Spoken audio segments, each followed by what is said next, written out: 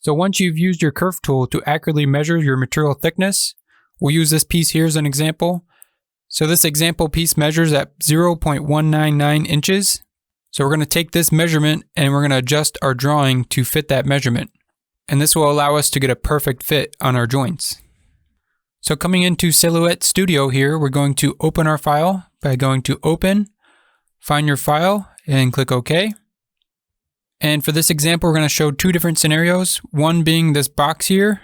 We're going to resize this box to fit another part inside of it. And then the other example is going to be these slots here that are going to fit a part in there as well. So first we'll take a look at the easier one here, which is the rectangle. So I'm going to hold my Alt key in on my keyboard and use my scroll wheel on my mouse to zoom in a little bit closer. Now to resize this, it's very easy. So we just want to select this and we can see our measurements here. We want this to be 0.199 inches to match what we measured with our curve tool. So in order to resize this, we want to just go to the top here where it says H for the height. And we want to make sure we have our dimensions unlocked here. So you can see this unlock symbol. That's what we want. So it doesn't adjust the width when we do this. We only want to adjust the height. So we're going to erase our height here and type in 0.199 inches and then click enter. And now you can see down here, this adjusted to 0.199 inches. Now when you cut this with your laser, your piece of material should fit in there perfectly.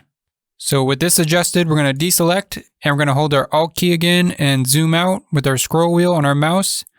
And then we're going to come up here and zoom in up here. To adjust these slots, it's a little bit more complicated. So we have a few extra steps we got to do. So we're going to do one at a time here. I'm going to zoom in over here. And we're going to select our line here, but we want to double click on this. And that'll bring us to edit these points here. So you can see we have these endpoints. So we want to right click on these endpoints and click break path. And then come down here, do the same thing for this one. Right click, break path. And now these points are broken apart in the corner. But if we select this, you can see it's still all together. So we want to select this and then right click and then come down to release compound path. Click that. And now you can see this part is now separated.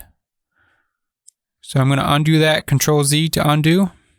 So with this part separated, we can see our measurement here is 0.148 inches, but we want this to be 0.199 inches. So the best way I found to make this work is to actually draw a new rectangle here.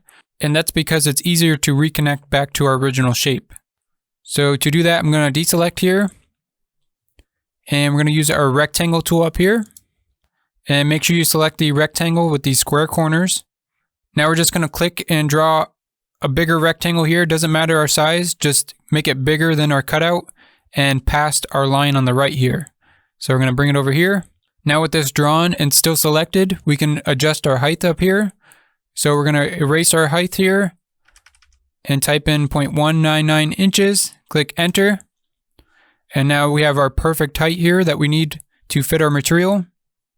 Now we just have to move this in the location that we want it. So to do that, we use our selection tool up here and we can click and drag this and you can see it's going to snap to the top of there, or we can snap to the center, or we can snap to the bottom edge. So it all depends on where you want your slot to end up. Just make sure whatever you do on one end, you do on the other end. So in this case, I'm going to snap it to the center there. And you can see when you snap into the center there, we have that blue line in the center to show us that we're centered. So once you release, now we're snapped to the center and this edge is aligned with our original shape there. And if that snapping is not working for you, go up to View and then come down here to Enable Smart Snapping. Make sure that is checkmarked there. If this is unchecked, then it will not snap for you. So coming back down here, now if we select our original shape there, we can delete that by hitting Delete key on your keyboard. And now we have to connect this rectangle back to our original shape. But before we do that, we have to close these lines here. So we're going to select our original shape here and double click on it to be able to edit these points. So you just want to take one of these points and drag it until it snaps to the other point there. And once you release, that's going to connect those together. And now we can select both of these shapes here. We have both selected now.